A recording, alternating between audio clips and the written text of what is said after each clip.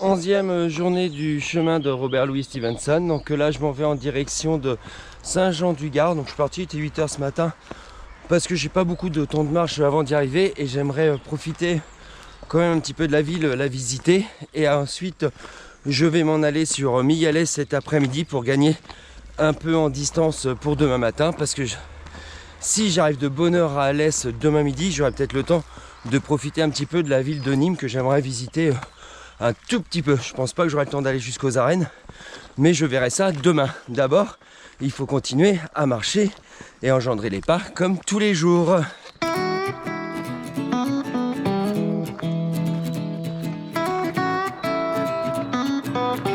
Je vais partir de bonne heure demain matin. Donc si tu veux, tu vois, si c'est compliqué là. Oh oui, je le sens.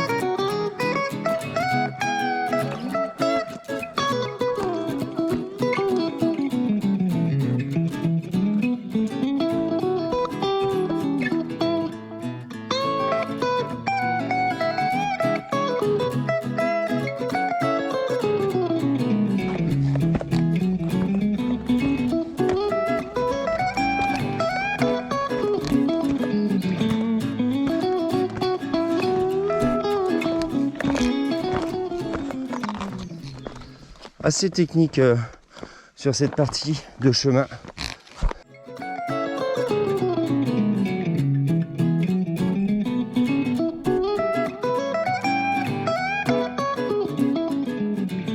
Alors cette partie du Gers dans le Gard pour rejoindre justement Saint-Jean-du-Gard est juste magnifique. C'est la partie, je dirais, la plus technique du circuit que j'ai pu avoir jusqu'à maintenant.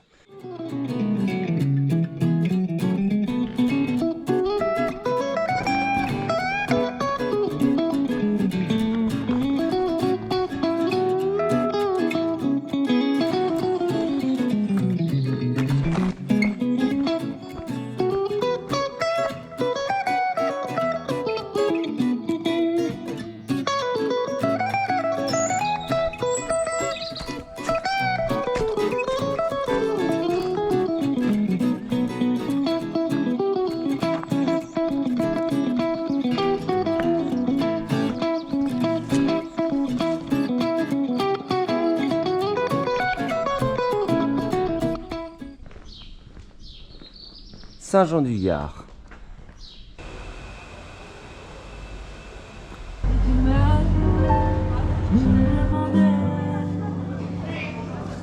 On peut bien rire de moi, je ferai n'importe quoi.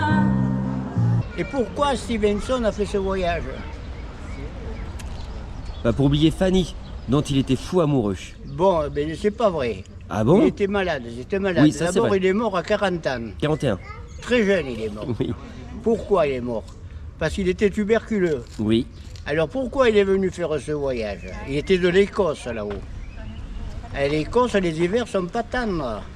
Et son docteur lui a dit, c'est le sud de la France ou l'Espagne pour aérer vos poumons. Et alors il a choisi la France. C'est pour ça qu'il du Puy-en-Velay jusqu'à Saint-Jean-du-Gard, il est descendu avec son ânesse. Et il couchait dehors, il ne couchait pas dans les auberges. Oui. Alors, il est arrivé ici avec son ânesse. Il est resté 2 ou 3 jours pour se remettre. Il a vendu son ânesse ici et il est parti sur Alès pour prendre son train pour rentrer chez lui. Et en train, à Alès, il a été reçu par l'arrière-grand-père de mon beau-frère qu'il a accueilli pendant quelques jours pour se reposer. Tout ce que je vous dis, c'est vrai, parce que il avait laissé ses témoignages à l'arrière-grand-père de mon beau-frère de tout ce que je vous ai raconté. Il y a une réflexion désagréable de Stevenson. Oui. Il est arrivé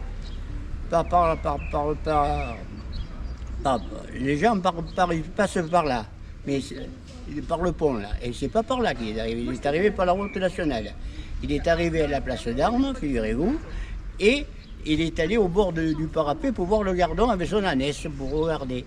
Et qu'est-ce qu'il a vu? Il a vu des hommes là qui étaient en train de trouiller, de presser des pommes pour faire du cidre. Alors, il met sur son livre, ces 3 hommes avaient une très mauvaise mine, ils m'ont fait une mauvaise impression. Ça a été ses réflexions sur Saint-Jean-du-Gard. Stevenson, il a fait ce voyage pour se guérir, mais il ne s'est pas guéri, quoi. Bon, pour une dernière journée avec Samed, et ben regardez le lieu extraordinaire. Bon Samed, ce voyage, ce périple. Je trouve pas les mots hein, pour dire. Hein. C'est le chemin de Stevenson. C'est le chemin de Stevenson, ouais. C'est vraiment. Je m'attendais pas à ça. Hein. Franchement, je m'attendais pas à ça. Je m'attendais à moins. C'est fabuleux là. Fabuleux. Vraiment, tu le conseilles de le faire? Ouais. Au niveau de la difficulté? Au niveau de la difficulté, je le trouve moyen. Hein. C'est facile, c'est accessible presque à tout le monde. Bon bah voilà, cette aventure du chemin de Robert Louis Stevenson va bientôt se finir. Il est 9h22, je suis à 11 km 500 et normalement c'est à peu près 18 km pour aller à l'Est.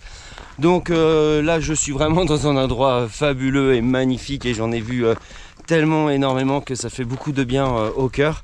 Et je voulais remercier toutes les personnes que j'ai croisées sur ce chemin, avec qui j'ai échangé, avec qui il y a eu quelques petites rigolades, avec qui on a pu manger. Toutes les personnes qui m'ont aussi entouré avant de partir et qui m'ont envoyé des petits messages pour savoir comment ça allait. Ça fait vraiment plaisir de se sentir soutenu. Donc c'était la première aventure d'Équilibre Sport et Nature et j'espère vraiment pas la dernière. Et vraiment ce chemin de Stevenson, je vous le conseille. Un petit peu d'entraînement avant parce qu'il reste quand même assez physique. Hein, on fait que de monter, que de descendre, que de monter. Cette dernière étape, je la trouve la plus physique de toutes. Il y a quelques petites montées qui sont assez chaudes, il y a des cailloux à passer. Mais c'est vraiment fabuleux et c'est une très belle aventure. Voilà, merci beaucoup et à bientôt avec Équilibre Sport et Nature.